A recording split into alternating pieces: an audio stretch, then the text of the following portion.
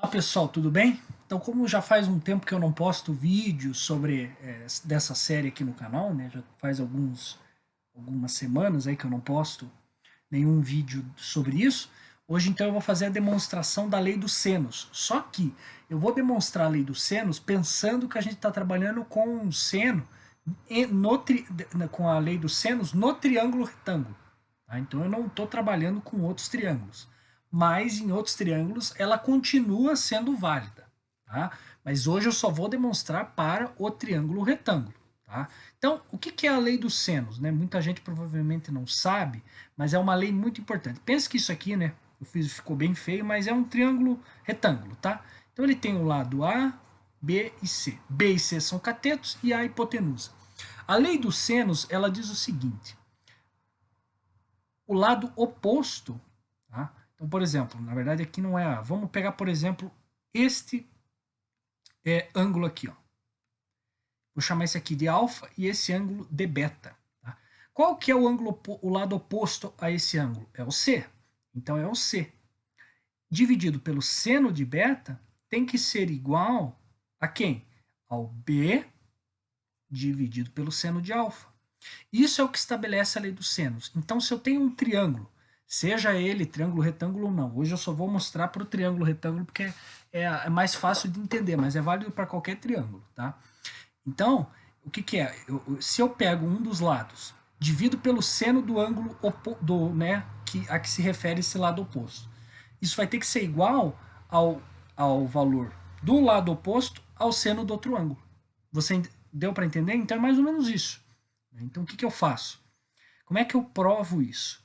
Vamos ver quem que é o seno de beta. Bom, seno de beta, quanto que vale?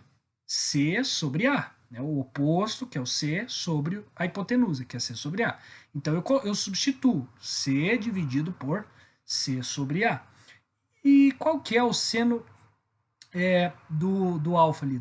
Né? Então seria o oposto, que é o B, dividido pela hipotenusa. Então B sobre A. Certo? B sobre A. Vamos fazer o seguinte, vamos multiplicar cruzado, que quando a gente tem duas frações pode fazer isso. Aí a gente vai ter o seguinte, C vezes, né? C vezes B sobre A vai ter que ser igual então ao C vezes o B sobre A. E aí você consegue ver, aqui é muito simples, né? Já dá para ver que vai dar igual.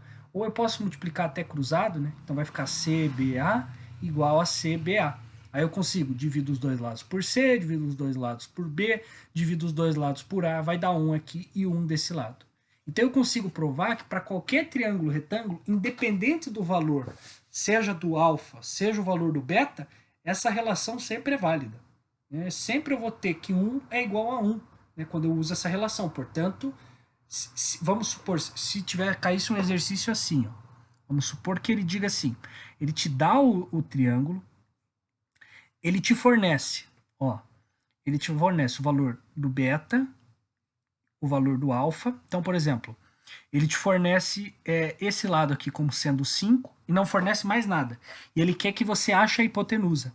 Como é que eu faria para resolver? E ele te diz ainda, na verdade, os valores dos senos. Então ele te diz, ó, seno de beta igual a 4/5, enquanto que seno de alfa é igual a 2/3. Vamos supor que fosse isso. Né? Pode não ser, mas vamos supor que seja. O que você teria que fazer? Então veja comigo aqui, ó. Você faria o seguinte, você colocaria na lei dos senos, qual que é o ângulo oposto ao alfa? É o 5.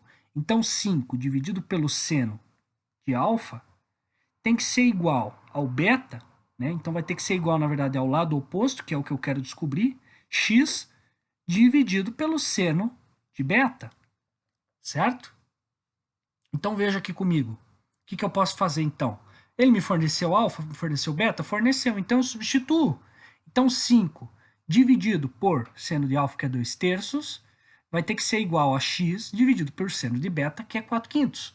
Aí eu faço as operações e vou achar o valor de x. A partir do valor de x, aplico Pitágoras e acho o valor h. Vamos concluir aqui só o exercício?